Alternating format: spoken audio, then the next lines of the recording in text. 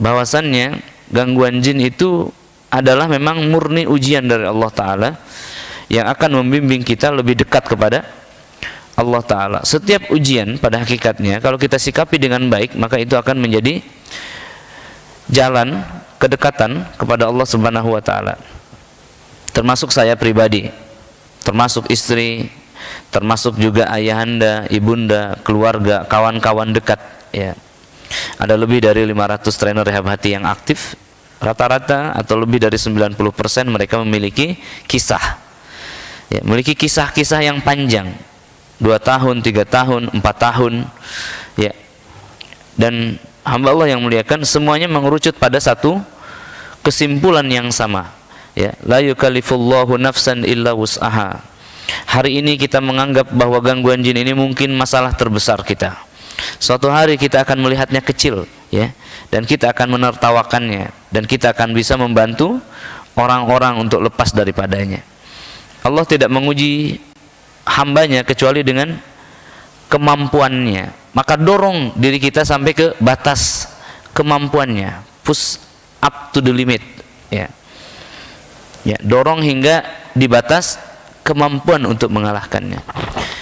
Al-Kisah, ada seorang wanita diganggu setan selama 24 tahun atau kena sihir selama 24 tahun.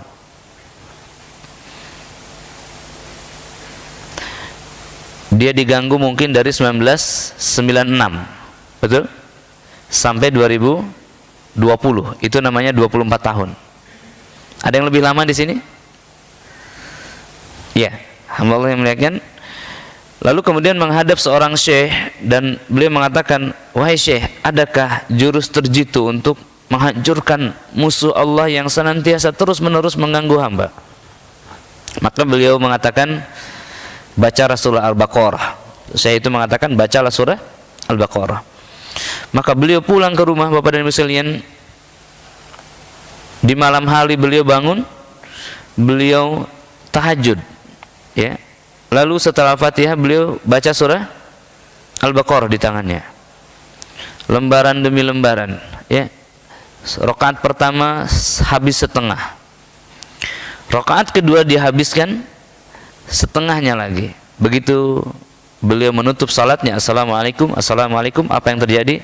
Seluruh sihirnya musnah tanpa bekas. Pertanyaannya, sudahkah kita lakukan itu? Kita mengaku telah membaca Al-Quran, kita mengaku telah mengikuti sunnah, dan kita menyalahkannya. Saya sudah hijrah, saya sudah berhijab, sudah ikut kajian, kenapa setan ini tidak kunjung pergi? Jangan lupa, Qiyamul Lail dengan Al-Baqarah dan Al-Imran adalah sunnah Nabi SAW, bahkan ditambah An-Nisa. Jadi sunnah itu ada tingkatannya. Jadi kalau dikatakan seseorang bisa sembuh dengan Al-Quran dan Sunnah, that's true, benar. Tapi sebanyak apa, sejauh mana keterlibatan kita, ya, keterlibatan kita dalam meninggikan Sunnah dan kalimat Tauhid ini. Bapak dan Ibu sekalian, ada satu kisah lagi di negeri kita, di Makassar. Seorang wanita terkena gangguan penyakit yang sampai hari ini membuat dokter-dokter putus asa. Namanya kanker darah stadium 4, ya. Maka kemudian 2 minggu ke depan beliau sudah akan dioperasi, ya. Sudah cek lab positif, ini tidak ada jalan lain kecuali kemoterapi. Dan biasa orang-orang yang sudah vonis untuk operasi dalam 2 minggu ke depan dipersilahkan untuk mencari alternatif. Sayang sekali hari ini ruqyah posisinya masih pengobatan alternatif, artinya itu pilihan setelah nggak ada pilihan lain, ya. Maka kemudian beliau mengunjungi rumah rehab Makassar, Baipon, ya, dan bertanya, adakah cara untuk ruqyah kanker ini? Saya mendengar di rehab hati ada terapi ruqyah kanker. Maka muslimah rehab hati Makassar mengatakan, baca surah Al-Baqarah. 7 putaran dalam 7 hari. Banyak yang sembuh. Maka beliau ya sambil sakit beliau membuka Al-Quran dan membacanya. Hanya yang beliau dengar bukan 7 putaran dalam 7 hari, tapi 7 putaran dalam 1 hari.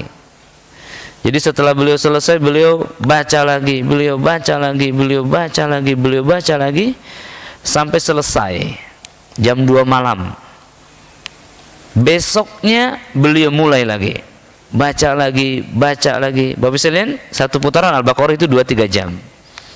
Yang lancar 1,5 jam. Baca lagi sampai beliau pingsan. Saya mendengar langsung dari lisan beliau, ya, karena beliau akhirnya datang ke Jakarta setelah sembuh. Dan kemudian saya bertanya waktu itu, saya memotong apa yang dia sampaikan, di putaran keberapa kamu pingsan? Beliau bilang saya di putaran ke-5 pingsan.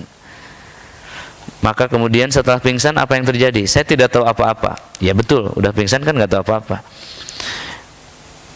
Beliau melanjutkan cerita, setelah saya sadar, kalimat pertama yang saya dengar adalah, kamu berobat di mana? Ya, berobat di mana, dengan siapa, minum apa?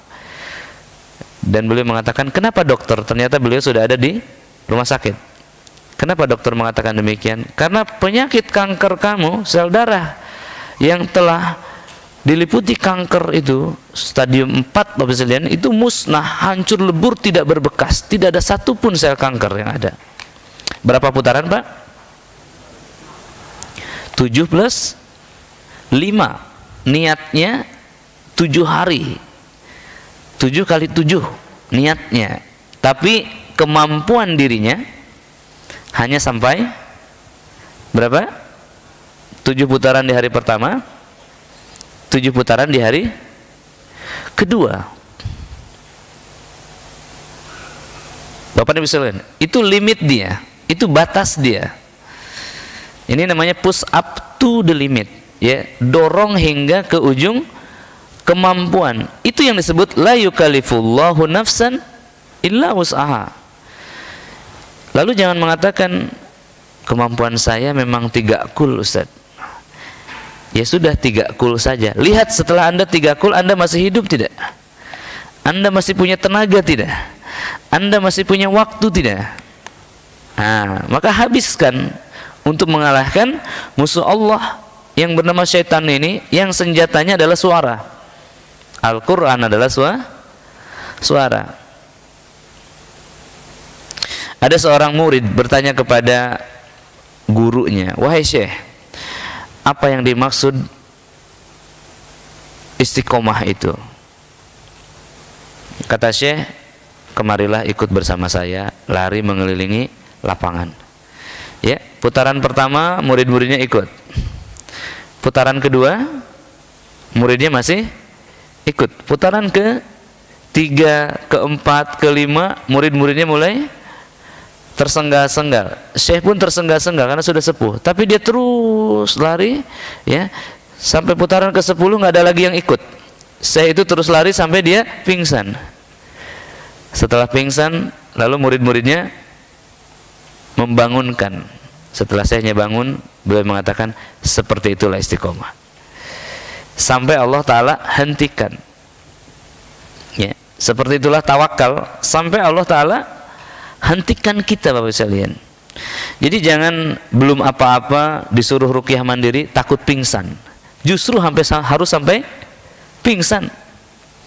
Pingsan itu titik keluarnya setan, di mana tubuh kita lepas daripada penguasaan setan. Barakallahu fik. Ya. Push up to the limit, sampai ke batas kemampuan Bapak Ibu sekalian. Ada seorang wanita. Boleh saya berkisah-kisah dulu ya? Boleh deh? Boleh ya? Baik. Ini kisah keempat. Ada seorang wanita. Beliau kerja di Basrah. Di mana itu? Irak. Di perusahaan BUMN. Terbayang ya? Nggak usah disebutin. Beliau salah satu direksi. Jadi posisinya tinggi banget. Atau mungkin di ruang direksi lah bekerjanya. Ya, saya tidak tahu gajinya berapa. Yang jelas di usia 36 beliau belum punya suami. Maka dari itu bibinya yang ikut terapi intensif di Cibubur, beliau merekomendasikan wanita ini untuk ikut terapi intensif. Saat diruqyah, apa yang terjadi? Ya, tangannya menari-nari ke atas begini, dua-duanya, dan berteriak, gitu, kayak tari kecak. Lalu saya tahu bahwa beliau dari Bali. Jadi bahasa lain, jin itu sesuai dengan domisili. Maka jangan heran bahasanya pun sama. Ya, maka kemudian beliau bertanya, Ustadz, ada apa dengan diri saya? Saya datang ke sini lagi liburan ini, dikasih tahu bibi untuk datang ke sini. Maka saya sampaikan, ini namanya jin nasab. Ada jin yang menghalang jodoh kamu. Beliau mengatakan, benarkah? Betul. Ini jin nasab. Maka kemudian beliau mengatakan, apa yang harus saya lakukan? Yang harus kamu lakukan adalah mendalami ilmu ini sampai kamu memahaminya. Bagaimana caranya? Ikut training saya. Di mana Ustaz? Jambi. Langsung beliau beli tiket ke Jambi. Nah itu Pak, ya, serius, sungguh-sungguh. Beliau terbang ke Jambi, menginap di hotel yang sama dengan tempat saya menginap. Besok paginya ada acara di hotel yang sama. Beliau adalah yang paling parah reaksinya dari orang-orang Jambi sana.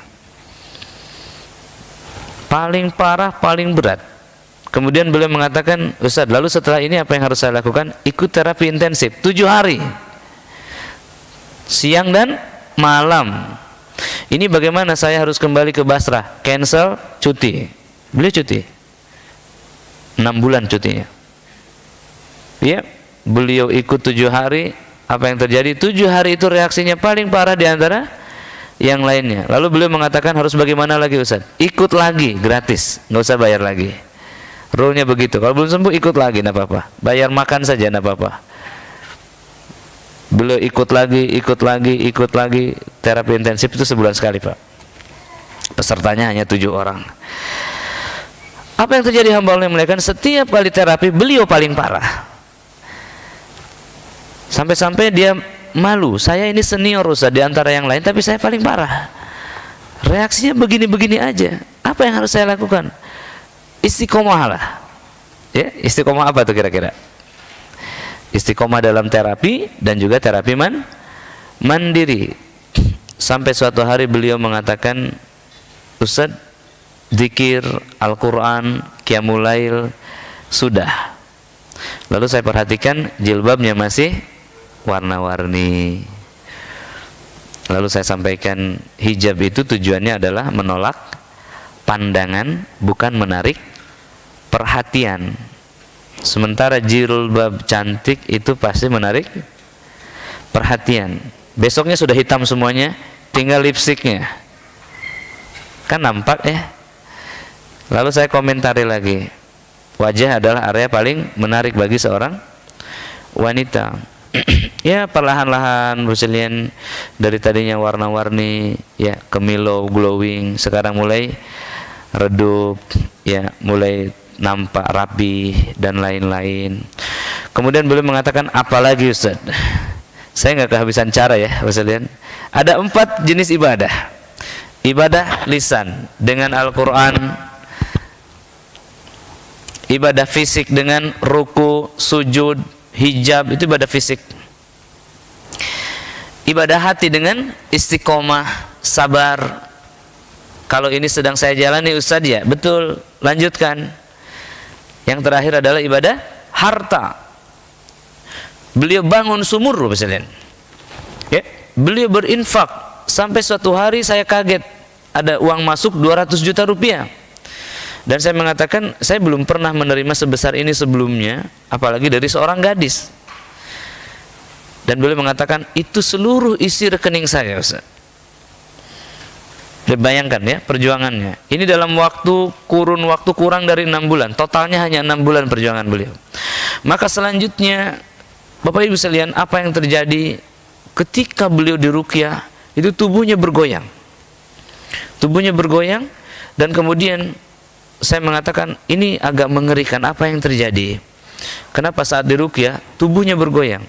Beliau mengatakan, itu saya membayangkan seperti sedang ada di perut laki-laki, Ustaz. Subhanallah, wanita bebas, Bapak sekalian. Lalu terbukalah ya masa lalu beliau, saya disakiti seorang lelaki dan saya ingin membuktikan bahwa saya mampu tanpa lelaki itu. Akhirnya saya bersungguh-sungguh sampai saya masuk ke perusahaan BUMN yang ternama dan saya bekerja di luar negeri. Saya dikawal oleh ajudan. Ya kita tahu ya Irak seperti apa, Bapak sekalian. Dan hari ini beliau di puncak kesuksesan. Tidak sadar usia sudah 36. Dan saya menyampaikan bahwa surga wanita itu ada di rumah. Surga wanita itu tidak ada di luar rumah, ada di rumah. Dan tidak sendirian, tidak bakal mampu hidup sendirian. Perlu seseorang yang membimbing, seorang laki-laki, seorang suami. Nah, Bapak dan Ibu sekalian, ya, waktu terus berlalu, ya, sampai pada satu masa beliau mengatakan, Ustadz boleh enggak saya ambil 70 juta infak saya yang terakhir. Lalu saya kaget, enggak ada donatur yang begitu kecuali penipu. Dulu saya pernah tertipu ya, orang pura-pura salah transfer kemudian ngambil. Dan beliau mengatakan, saya alhamdulillah lagi bangun pondok tahfidz di Bali. Luar biasa enggak?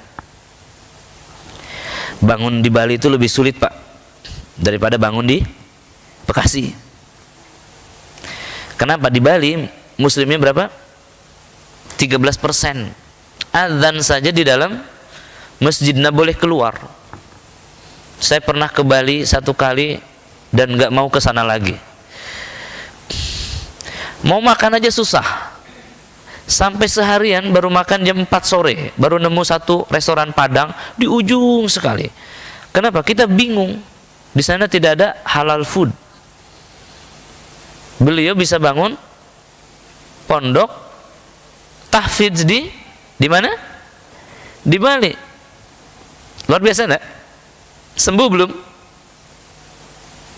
Lalu saya tanya, bagaimana ceritanya bisa bangun pondok di sana? Alhamdulillah saya sudah menikah. Oh, Masya Allah, sudah menikah sekarang. Iya. Siapa suaminya? Beliau bilang, saya mulai rajin ikut kajian dan saya belajar Al-Quran. Dan alhamdulillah suami saya seorang hafiz Quran. LC. Dahsyat nggak Bapak Ibu? Dalam waktu berapa lama? 6 bulan. Dah perlu 6 tahun. Bagaimana tentang jinnya? Saya nggak tahu kabarnya itu gimana, jin kecaknya itu. Yang penting kehidupannya sudah berubah, dia sudah aman di satu rumah bersama seorang lelaki yang berilmu, dan dia sudah mengarahkan investasi dunianya untuk kehidupan akhirat. Dan kabar terakhir saya dengar beliau sudah pindah ke Jakarta kerjaannya. Nah, Bapak sekalian, jadi tidak sederhana ya orang-orang yang mengatakan, Ustadz boleh ruqyah saya enggak? Ya boleh, memang saya biasa meruqyah. Boleh nggak waktunya hari Ahad, Ustadz? Kenapa hari yang lain? Karena hari yang lain saya kerja. Setelah diberi waktu hari Ahad, dia bilang boleh enggak malam hari? Kenapa siang hari Ahad? Ya ada acara. Diberi waktu jam 8, datang setengah 10. Kenapa? Macet, Ustaz. Akan sembuh nggak orang seperti ini?